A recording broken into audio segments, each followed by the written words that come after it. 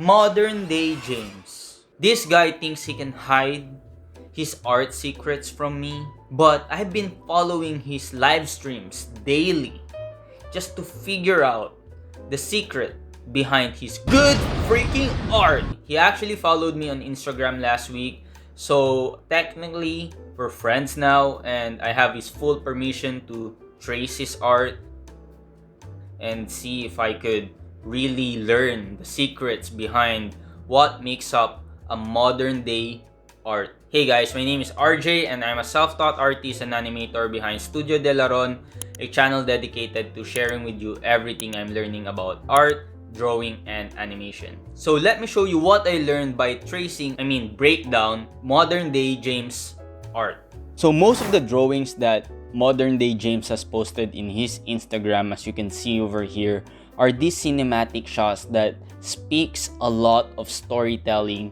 and he also uses a very distinct style for his drawings, which I find very interesting, and this is the drawings that we are going to trace or break down today. So the very first thing I want to share with you that I found in most of the drawings that James did in his Instagram account, and not only on this particular series of cinematic drawings, is his simplified way of using shapes to indicate the anatomy of the body. He uses very distinct shapes that have a combination of sharpness and softness into it. His lines are very decisive, but it still has a sense of flow into it, which make it look more dynamic. This is very evident in the head, torso, and the hips, where the use of strong curves are minimal but still have a sense of balance between flow and decisiveness.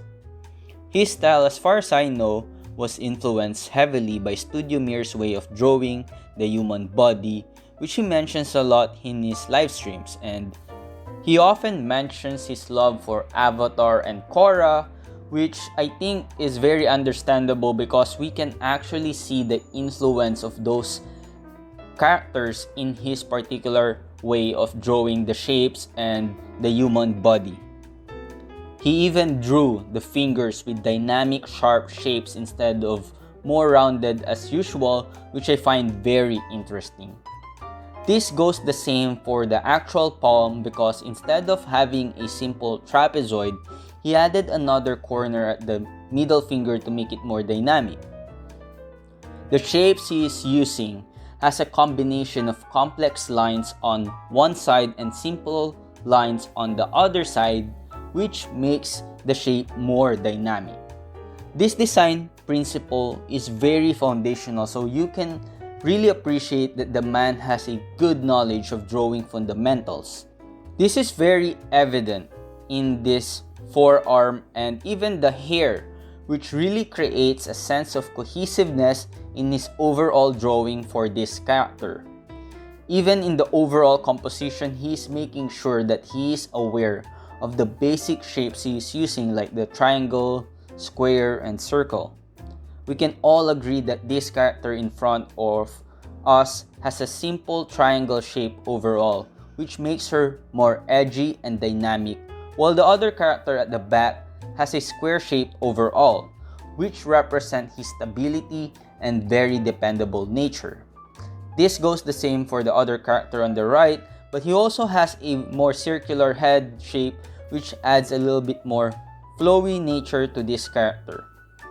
I may be wrong with my assumptions with regards to the type of character that we are seeing in this particular drawing of James, but I'm pretty sure that I'm very close enough to what he was trying to portray with the way he uses the shapes and the design language that he is using for this particular drawing. So this is just my observation because the shape language used in this composition really helps us with understanding what the creator, in this case James, was trying to tell in this particular drawing. Next thing I want to discuss with you guys that I have found out is his line suggestion. There are a lot of overlapping lines that he uses in his art, and this is very common for not only him but also for other artists, but this is to just signify the form, and this is very evident in this arm over here, where the forearm is signifying in front of the actual arm or the biceps because of the overlapping lines you can see over here. It also signifies the form, where one side of the knuckle is facing one way and the other side is also facing the other way. And the line separation is basically just a simple breakdown over here.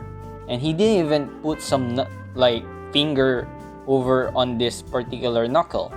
And over here in this hair, this is very evident as well, where some part of the hair is in front while the other is kind of like overlapping at the back to signify that it is connecting at the back of the hair.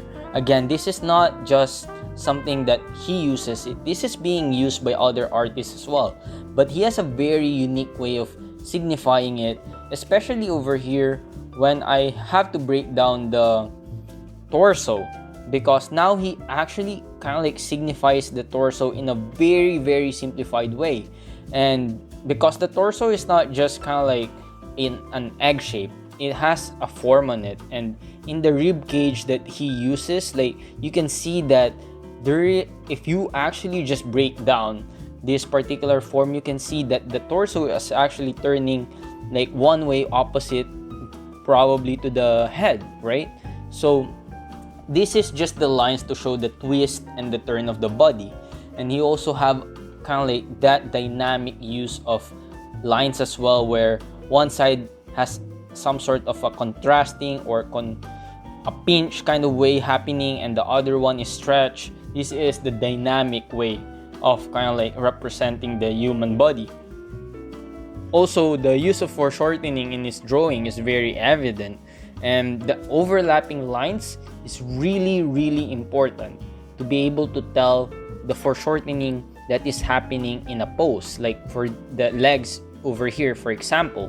Now, he also kind of uses a lot of line variation in the details. Like, instead of using just simple straight lines like this, he actually uses like a combination of converging lines to represent it. But this is also kind of like very intentional, because as you know, like our arms, in the most simplest way possible, it signifies a cylinder. So the wrapping lines indicate that it's actually a cylinder instead of just kind of like a straight line to make it look like a 2D. So like the way he uses his line, which I think most artists uses as well, signifies the form.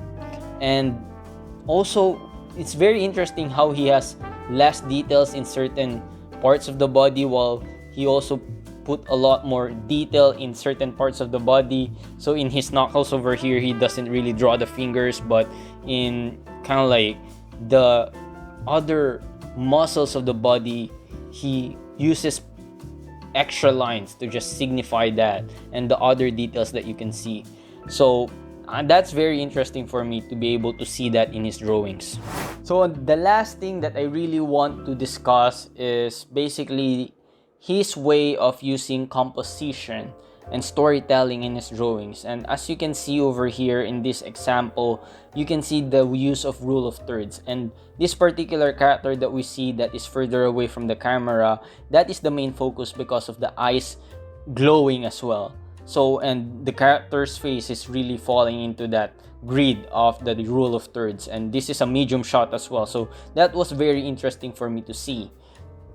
Now, going back to the earlier art that we did where we broke down the shapes, we can use the use of off-balance composition that we have. Instead of coming up with a very balanced composition for these three characters, he shifted them all.